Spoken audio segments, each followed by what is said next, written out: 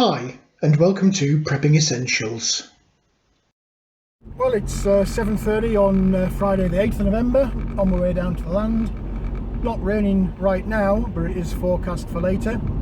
Not quite sure what we'll get done, but let's find out.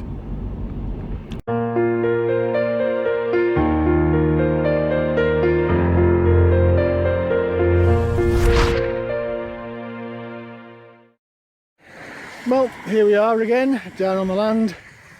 It's a bit cool, but thankfully it's not raining. So I'm just getting myself organised to have a go at this polytunnel. Got everything on the wheelbarrow, so I'm going to haul it across to the polytunnel base and see how we get on.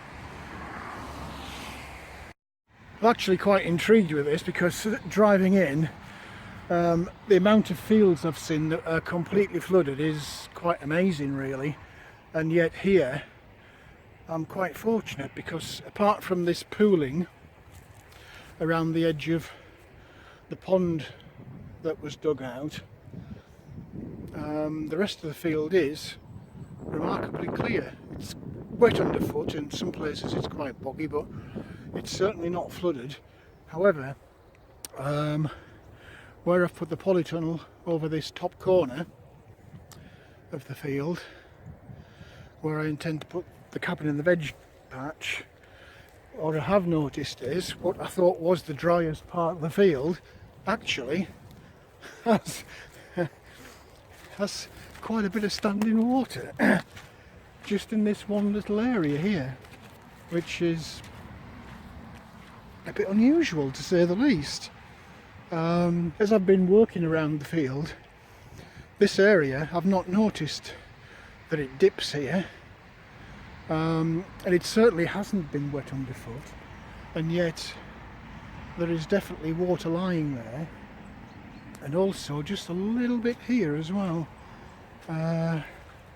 heading out towards this corner, but it does stop because the ground does raise up here.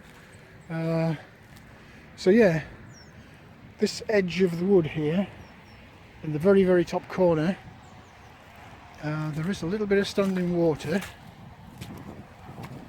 and then a larger piece of standing water here. But where polytunnel is completely dry. Well, I say completely dry, there is no standing water. So yeah, bit intriguing, but good in that compared to the fields that I've passed on the way, I've got off very, very lightly, with very little standing water at all. And I can't get over how much water's gone in that pond since yesterday. It wasn't even covering the bottom of the pond yesterday, but now it's, I guess there's a good 3 foot, maybe more than 3 foot in there. I can't remember how deep it was. But yeah, anyway, the pond seems to be holding up.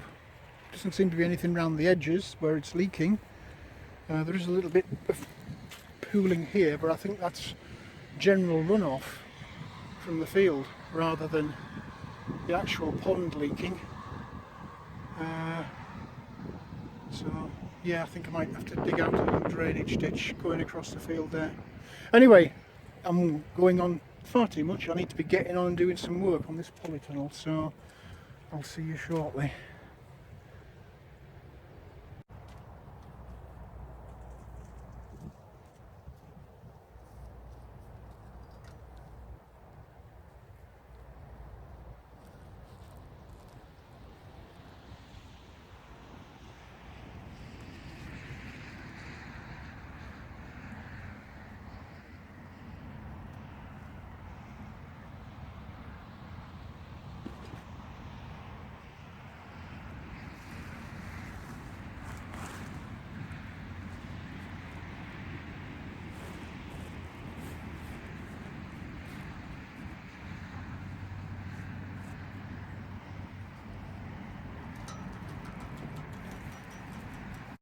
Well, this is every man's nightmare.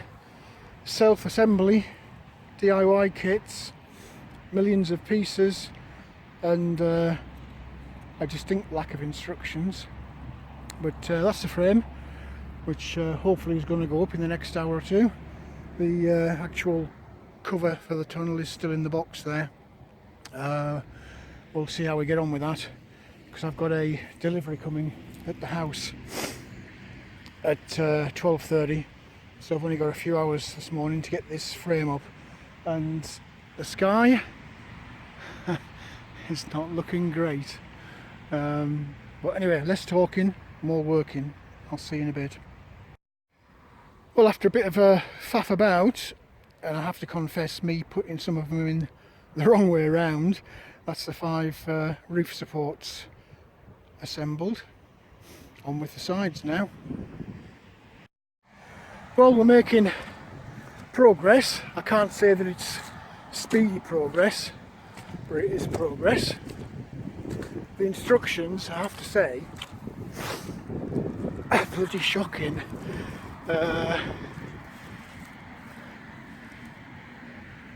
It doesn't explain what goes on the inside, what goes on the outside. Half of the pipes or tubes that make up the frame aren't labelled. The only instruction that you get, believe it or not, is that diagram, which is just lines. It doesn't show which tubes go on the inside, the outside, or anything. It's actually quite shocking, and there's a little bit of experimentation going on, but it's going up, which is the main thing. Well, after much struggling and a little bit of swearing, that's the frame loose fitted together, and to be fair, it's not looking too bad. If I was being critical, I would say it's probably a little bit thin and flimsy in terms of the steel tubing that forms the framework, but I guess until you try, you don't know.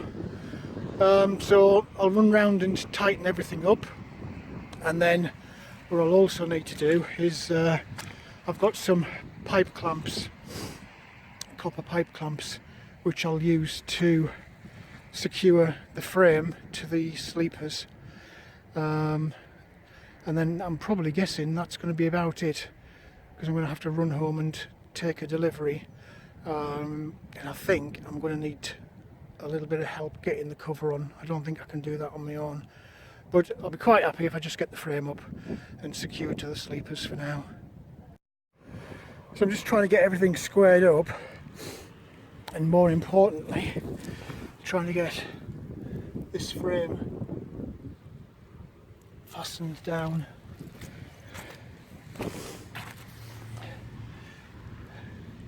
Which hopefully will stop it from blowing away once the cover's on. There's quite a few of those to go in, so I better get cracking. Well, that's the back down. There are a couple in the front corners as well, so I'll probably get a few banged in the sides, and it'll be job done. Well, it's taken a few hours and a bit of swearing, but the frame is up, and to be fair, it's not looking too bad. I've clipped all the way down. You can see the little copper clips there, all the way around the sides, and another one, and another one, and there's a few extra at the rear because this is south facing the rear of the polytunnel, and the prevailing wind is southwesterly here, so that's going to take the brunt of the wind. So a few extra around the back, continue down the sides. Now I've only managed to get 2 in the front, and I ran out of clips, so I'll have to get a few more clips. But quite pleased with that. The frame's up. I've got to get myself packed up and off home because I'm awaiting a delivery coming about 12:30. Well, they say 12:30, don't they, the parcel drivers, but who knows what time it's going to turn up.